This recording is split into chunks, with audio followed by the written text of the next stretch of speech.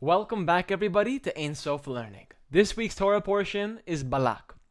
Balak is the name of the king of Moab. This parsha is primarily about an uprising that happens from enemy nations of Israel. Two main nations are involved, one of which is the nation of Moab, and then there's also the nation of the Midianites, which don't have their own king, but they're like tribal communities together that they join forces with Moab to attack Israel. And the question is very interesting as to why they are attacking Israel, and the reason is because they were afraid. The Parsha actually explicitly states that Moab sees Israel approaching, and they saw the victories that they had over the other nations like Sihon and Og in the previous Parsha, right? Two mighty kings of the Amorites who ruled very powerful kingdoms. This was all happening east of the Jordan River. So these weren't small wins. Sihon had defeated Moab in the past, actually. Sihon was one of the enemies of Moab. And now we're seeing that Moab is realizing that Israel defeated their own enemy, Moab's enemy, being Sihon, and they're coming from Moab next. And also Og, which was one of the other nations other than Sihon in the previous parsha that they defeated. Og was a giant, and he was literally a feared warrior. It's said in the Midrash that he was a descendant of the generation of Noah, from the pre-flood generation, from the giants, the Nephilim, the fallen angels that were giants before the flood of Noah. That is Og. We're talking about a real warrior who had a lot of zechut, a lot of merit. So, seeing this unstoppable momentum from Moses and the nation, right, it set a bunch of panic into the nations that were residing in the land of Canaan and nearby. But nevertheless, these nations make the first move. They really initiate the war. So and who's the one behind it? Who's the one leading the rebellion, leading this war against Israel? Is the king of Moab, and his name is Balak. So he turns to a tactic which is not a very typical war strategy, but we're talking about biblical times here. He turns to a spiritual manipulation. Balak, the king of Moab, trying to wage war against Israel, in his wisdom and in his unusual tactics, he turns to spiritual manipulation, and he hires a prophet, a false prophet from his own nation, he was in a nearby area far away, but he's originally attributed to Moab, to the place of Moab. So he hires Bil'am. The name of this false prophet is Bil'am. He's not Jewish, but he's a sorcerer, and he's a wicked prophet with real spiritual power. He does have real, prophetic abilities, but nevertheless, he's a wicked prophet, because he curses the Jewish people by the end of this week's Parsha, although there are signs that he recognizes the superiority of the nation of Israel, not in the moral sense, not that the Jewish people or that the Israelites are morally superior, but that they are different and set apart from the rest of the people. They are not a typical nation like all of the other nations in the world. They have a different mission, a different purpose. They're sent from God. And the entire Parsha really revolves around this encounter. It revolves around the nations of the world, which were led by Balak and Bilam.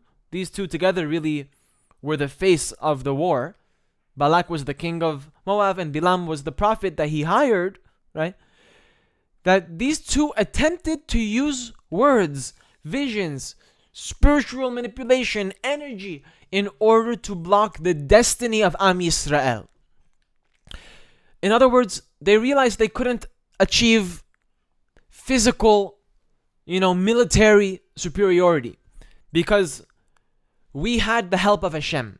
We had the spiritual help. They knew that. Balak and Bilam were not stupid. They knew that the strength of Israel was in their spiritual connection, not in any physical connection. So they knew that if they're connected spiritually, therefore, militaristically and physically, they will be able to prevail. So they didn't bother thinking about how to attack them using military. That was not the point of this war. It was not a war of militaries, but rather this was a war of spirituality. But here's what's really astonishing is that in the very attempt to curse us, and this is the point, the greatest blessings come about from the lips of Bilam, from the lips of the prophet that tried to curse us. Bilam stands on the mountain in the Parsha. The scene is set on the mountain when Bilam is ready to pronounce the curse, and he's about to destroy Israel. In his mind, he thinks his curse is going to have so much impact, but instead, he speaks of the ultimate redemption. From his lips comes the following words: Darach kochav miYaakov. He prophesies that a star will shoot forth from Jacob, from Yaakov, from the people of Yaakov, from the Jewish people. A star will shoot forth. That's the prophecy that Bilam has. This isn't just about poetry or we have to get to the bottom of this. What is the meaning of this prophecy that Bilam sees in his vision, that from these very people that he's about to curse, that he so desperately desires to destroy and to curse these people? But nevertheless, the vision he sees is a positive prophecy. He sees that from these people, a star will shoot forth. What does that exactly mean? Rashi and Ramban, with the Nun, and many others explain that this is a prophecy that's referring to Mashiach. Who's this star? What does it mean that a star will shoot forth from Jacob? That's referring to Mashiach, which is the Messiah, the anointed one, who will usher in the final era of peace on earth, divine revelation. Torah completely fulfills the land. So Bilam, he was not a Jewish prophet. He was a Gentile. But he was forced by God. He was revealed a vision that really speaks about the end of days. The vision that he has is about the end of days, that there will be a Messiah, an anointed person from the people of Jacob. The word it uses in this verse, in this sentence, is Yaakov. It doesn't say Israel. It doesn't say, Bnei Israel. It says Yaakov. What's the difference between Israel and Yaakov? And why does this verse say that the star will come from Yaakov, not Israel?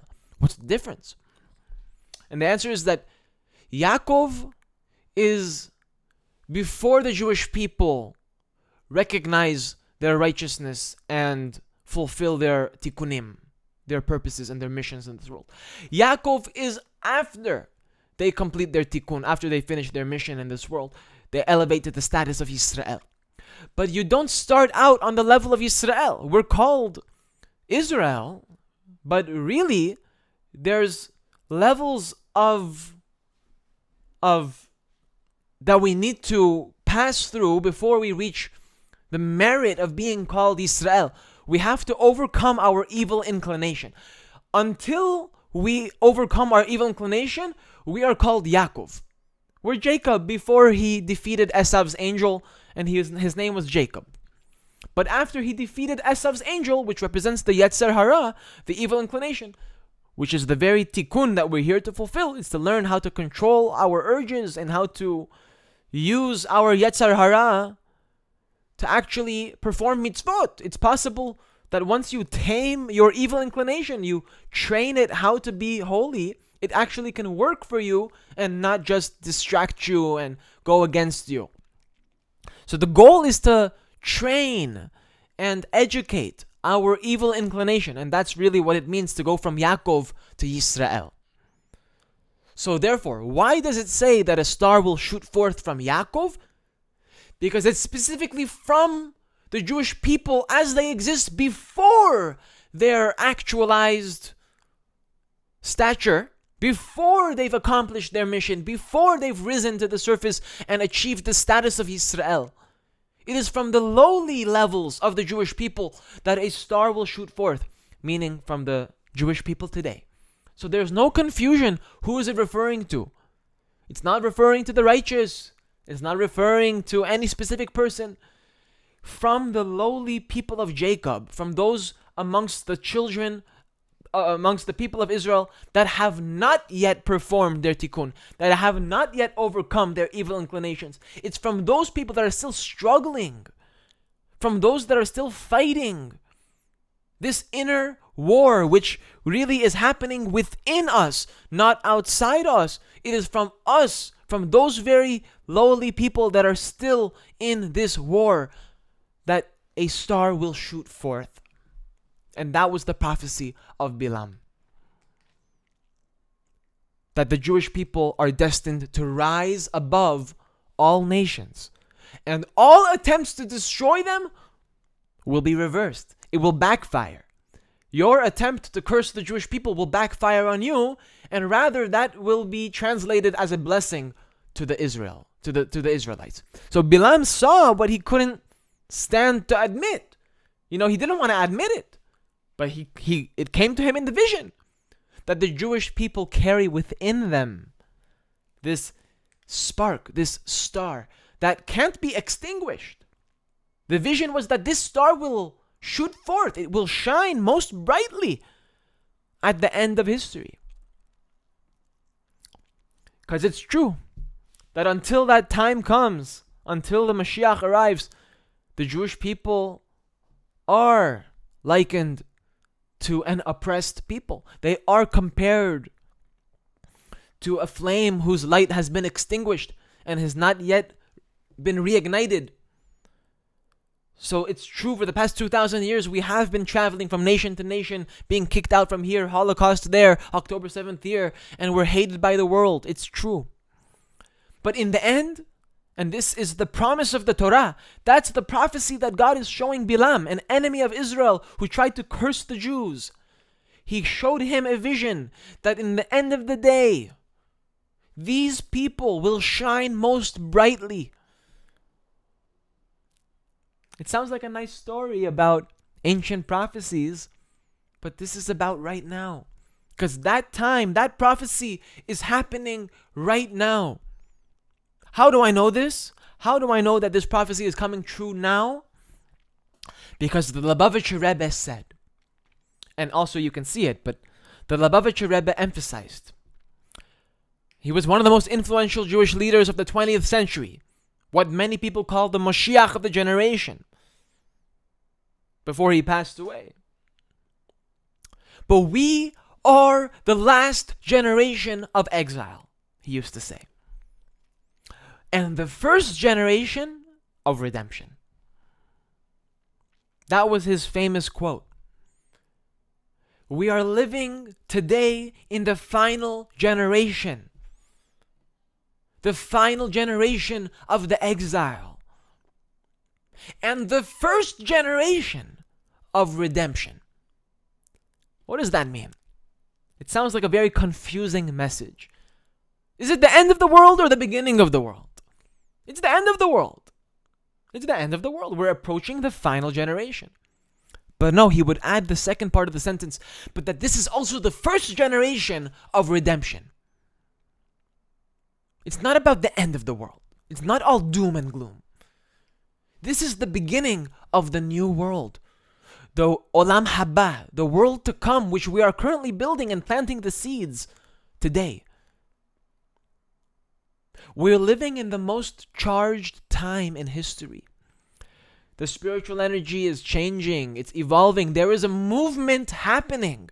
And we can all see it before our eyes. The masks are falling. The illusions are breaking. The nations are beginning to align against Israel. But they are also aligning in terms of their vision to see that there is something different.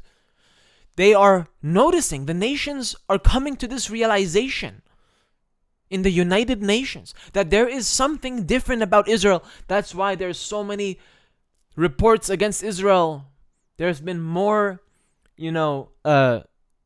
lawsuits made against the state of Israel than any other nation in the world by the United Nations. Combine all of them together, all the cases that were made against all the other nations, they don't even add up to the amount that were made against Israel. Israel is being singled out. The nations are recognizing it. Just like Bilam, just like in the Parsha of Balak, this week's portion. In this week's portion, there's chaos. There's confusion. There's rising fear of war. Ideologies. Right? That's what's happening this week. But the same thing is happening today. There is rising chaos in the world. We are seeing the war of Russia and Ukraine and Iran and Israel and America and China. There's chaos, there's confusion, and there's rising fear in the world. So, all of this is happening at the same time. The same way in this week's Parsha, in the middle of the fear, a prophecy is also unfolding. An alternate and new consciousness is being revealed amongst the nations. At the same time that they're rising against us with anti-Semitism, there is a prophecy that's unfolding that is impossible to deny. And Hashem is turning the curses into blessings. The worst nightmare is coming true for the enemies of Israel. All the anti-Semites, all the Nazis, all those that pray for the downfall of the people of Israel and the children of Israel, their worst nightmare is coming true. And the greatest dream of Hashem and the Jewish people is coming true. Look at Bilam's words. Am levadad yishkon. He was able to see that this nation is a nation that dwells alone in the world. This is a phrase that comes from the lips of Bilam, the wicked prophet who wanted to curse Israel. And this echoes today. That verse. In the United Nations, people are realizing that the nation of Israel stands alone. We're being forced to stand alone, as we always have. Because we've always been different. Socially, culturally, spiritually. We always dress different, speak different, believe different. But in the time of the redemption, which is today, this difference, this standing alone becomes our strength, as it always has, because we stand alone with the one who stands most alone, which is Hashem. There's no one more alone than Hashem. And therefore, Israel below, who represents the will of Hashem in this world, stands alone. One. It aligns itself. Whether it wants to or not, Hashem causes the events of history to bring the Jewish people back, whether through anti-Semitism, whether through suffering, God forbid, or harsh times, one way or another, or through genuine teshuvah and inspiration and joy. The Jewish people, one way or another, come back to the same position, standing alone in the world. And that's what the Rebbe emphasized. He explained that Moshiach isn't just a future event. It's a process. It's a mindset. It's a way of living where every Jew becomes part of the redemption by revealing their inner Moshiach. When you reveal the divine spark, the neshama, within your own body, you're bringing the world closer to the general macrocosmic Moshiach, the time of the redemption. And in truth, that's really why the generation before Mashiach is the most difficult. That's why we're seeing all of this chaos increase. It's the most spiritually confusing. I don't know which ideology to believe, because people's survival instincts are being activated. You see, in times of war and in times of struggle, the fight or flight system in people's minds begins to get activated. So they are motivated to group up into survival mode with their own groups that they believe they will be able to be safe and protected. So this is just naturally, people begin to find and search for a solid ideology. Maybe beforehand they weren't concerned about it because they didn't see an immediate threat. But once war and chaos begins to increase in the world, people naturally go and search for a spiritual message. They search for a direction. They search for a cause to join, because it's about survival. It's about fight or flight. This is the final test. This is the final war before Mashiach. So, will we stay loyal? Right? Will we stay awake? Or are we going to go and hide in the corners underneath false ideologies just because it makes us feel good? Because it makes us feel bliss. Blissful ignorance. I'd rather not know the truth, because if I know the truth, then it's too difficult and it's too hard for me to accept. So I will become a coward and join the false ideology because I believe that it will offer me some sort of protection or physical survival. That's the mistake everybody makes. Bilam tried to spiritually destroy us because he understood that something most of us forget. The power of the Jewish people isn't in our physicality. It's in our spirituality. Everybody recognizes this. That's why the war against Israel is quite largely a media war. TikTok, Instagram, Pallywood. There's something called Pallywood, which is actors and actresses that are in Gaza recording with HD cameras, 4K quality acting happening in order to portray an even more exaggerated image than what's already happened. There's already a lot of suffering in Gaza. I'm not here to deny it. There is a lot of suffering happening in Gaza. And why is that happening? We can talk about it. We can talk about it. But the media blows things out of proportion and lies outright, slandering the people of Israel and the Jewish people, trying to control the minds of the people who are watching these videos to rise up and condemn Israel as the one who's solely responsible for this mess. Bilam saw that our strength isn't in our armies or politics.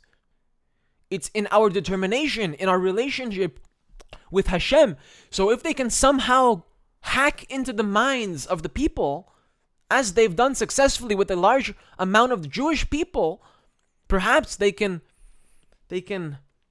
extinguish our flame. Perhaps they can get in our heads and make us believe that we are not who we know ourselves to be. To try and convince the Jewish people that they are wrong, that they are on the wrong side of history. And unfortunately, there are many Jewish people who have succumbed to such a falsehood. It's through the mindset, through the spirituality that they have managed to infiltrate in order to skew the events in their favors. But in the end of the day, our relationship with Hashem is strong. Whether we're aware of it or not, whether we're conscious of what it means to have a Jewish soul or not conscious, we still do. And since we still do, despite what we believe, Hashem is with us. And when Bilam opens his mouth and he speaks about the tents of Israel, about the holiness of their dwelling places, about the modesty and strength of their homes, right? When Bilam sees that, he can try to deny it as much as he can, as much as he wants, but the truth is undeniable. And that's why he sees the prophecy. Right? So that's really what brings Mashiach. When we're able to recognize this in our own lives, this Parsha is really the war before the final war. It's the spiritual blueprint for Gog Magog.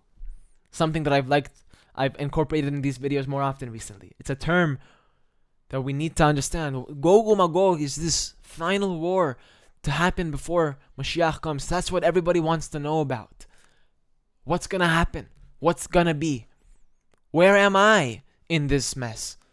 What's my position in this world, in this story? And that's why I'm making these videos, to inform you that this war is not a war of tanks. It's not a war of missiles. It's a war of the mind. It's a war of consciousness. And so therefore, each person has a chance, has a responsibility to ensure that they are on the right side of history. Will we remember who we are? Will we stand with Hashem even when the world tries to curse us with lies, with confusion, despair? That's the real war. The Rebbe taught that in this final generation, which he said we're in the last generation, in the beginning of the redemption, since we're in the last generation of the exile, the avoda, what's the spiritual work? What's our purpose here in this generation? To open our eyes, to see the geula, to see the redemption with our eyes unfolding right now, to turn the curses of history, transform the pain, transform the despair, as hard as it is, transform the Holocaust, the memory of the Holocaust, the exile, the pain, into a bracha, into blessings. How? How can we do this? By transforming our lives, our homes, our communities into sanctuaries for the Shekhinah. But most importantly, by transforming your body, your own mind, your own heart into the ultimate dwelling place for the Shekhinah, the divine presence. We're not waiting for a star to shoot forth from the sky. We are the star, and we need to recognize that we are the star. Not in the sense that we are narcissists and we're the star of the show, but literally in Bilam's prophecy, where he said a star will shoot forth from Jacob. What star is he talking about? Each of us have a share in Mashiach. A spark of Mashiach exists in every Jew. Therefore, we are the star that will shoot forth from Jacob. The light. We are the collective light of this world. The Jewish people represent the presence of God in this world. The light of every Jew, even the ones furthest away, even those that are right now concealed and maybe they haven't yet woken up to this, including ourselves, including myself. I have a lot more potential, and everybody watching, we have a lot more potential than what we are yet aware of. But we are destined to shine. This isn't a poetic dream or prophecy. This is what's happening right now. Some people can see it, and other people will come to see it soon. But it is impossible to deny. That's the reality that was whispered by Bilam, declared by the Rebbe, and really encoded all throughout this parsha. If you can see it, if you have the vision, you will recognize. The nations know it. The world feels it. The exile is ending. So the question isn't when will Mashiach come? The question is, what are you doing now to make it happen? Because the war is here. The war of identity, the war of emunah, the war of clarity. And in quite literal terms, the redemption depends on us. This is the generation. We are it. This is the moment. The time is now. If not now, then when? If not you, then who? And just like Balak and Bilam failed to stop it at that time, thousands of years ago, are we going to stop it? Are we going to finally put a stop to the exile? I think so.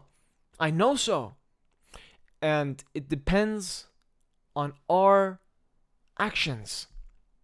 Ultimately, beyond the war within of thought and emotion and faith and trust, that's all internal. Ultimately, that all must be expressed outside through action. To actually do it. Not just say it or think it. That's all to prepare. You got to prepare your mind, prepare your heart, prepare your vessel in order to be able to eventually do what needs to be done. Because sof ma'aseh b'machshava techila. The final action, the final result depends on what you had in your mind first. So fix the mind, fix the consciousness, and go out and spread the light. Thank you so much for watching this message. I hope you were inspired or learned something new from it. If you did, don't be afraid to share this video with your loved ones, as I'm sure we can all benefit from a message of hope and inspiration today, especially in this week's Parsha. So thank you so much for watching this video, and I'll see you on the next one.